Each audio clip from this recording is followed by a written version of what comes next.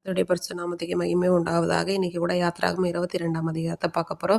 இப்போ வந்து ஒருத்தவங்க ஒரு மாடு இல்ல ஒரு ஆட வந்து திருடி அத கொன்னு போட்டுறாங்க, இல்ல அத வித்துறாங்க அப்படின்னா, அந்த மாட்டுக்கு பதிலா 5 மாடு, அந்த ஆட்டுக்கு பதிலா 4 ஆட குடுக்கணும். அடுத்து வந்து திருடன் வந்து நோட்டம் போடும்போது அவன் கண்டுபிடிக்கப்பட்டான்னா, அவன வந்து என்ன பண்றாங்க, அடிக்கப்பட்டு அவன் இறந்து போயிட்டான்னா, அந்த ரத்தப்பழி வந்து சுமராது. ஒருவேளை அவன் வந்து கையும் களவுமா பிடிக்கப்பட்டுட்டான் அப்படின்னா, அவனோட களவுக்காக அவன் என்ன பண்ணணும், விலைப்பட கடவன்னு சொல்லியிருக்காங்க. அடுத்து திருடின மாடோ, ஆடோ உயிரோட இருந்தா அவன் ரெட்டிப்பா குடுக்கணும்.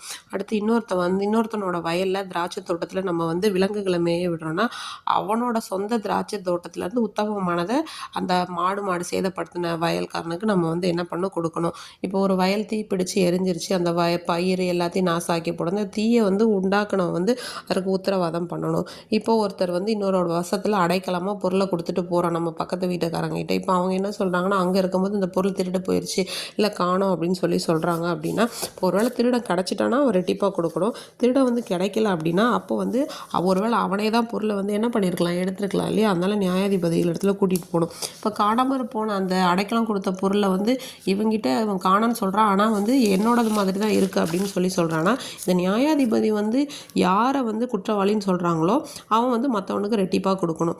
இப்போ ஒரு ஆடோ மாடோ அந்த மாதிரி எல்லாம் விட்டுருக்காங்க, மிருக ஜீவன்களை விட்டுருக்கும் போது அது சேதப்பட்டு போகுது அப்படின்னா, அப்போ வந்து கர்த்தரோட பேரில் என்ன பண்ணணும், அவங்க வந்து ஆணையிடணும். அவங்க 2 பேர் என்ன பண்ணணும், ஒருத்தன் அங்கீகரிச்சிக்கணும், ஒருத்தன் வந்து பதிலளிக்க தேவையில்லை அப்படின்னு சொல்லியிருக்காங்க.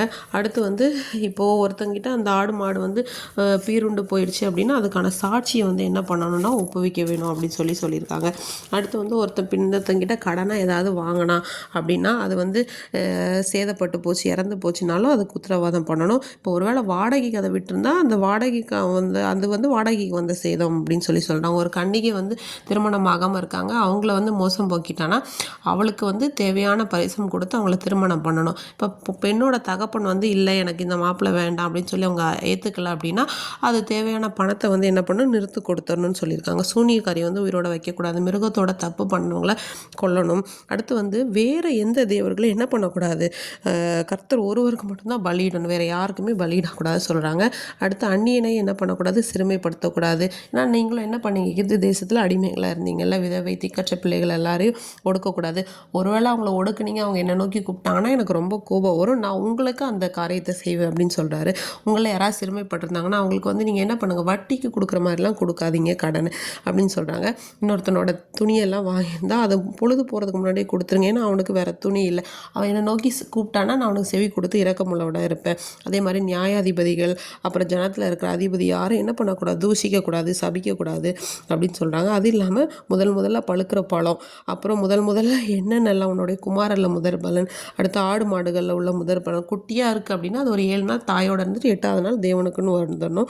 நீங்களும் என்ன பண்ணுங்கள், எனக்கு பரிசுத்த மனுஷனாக இருக்கணும், வெளியில் வந்து பீருண்ட மாம்சம் அதை வந்து நீங்கள் சாப்பிடக்கூடாது, அதை வந்து நாய்களுக்கு போட்டுருங்க அப்படின்னு சொல்கிறாங்க.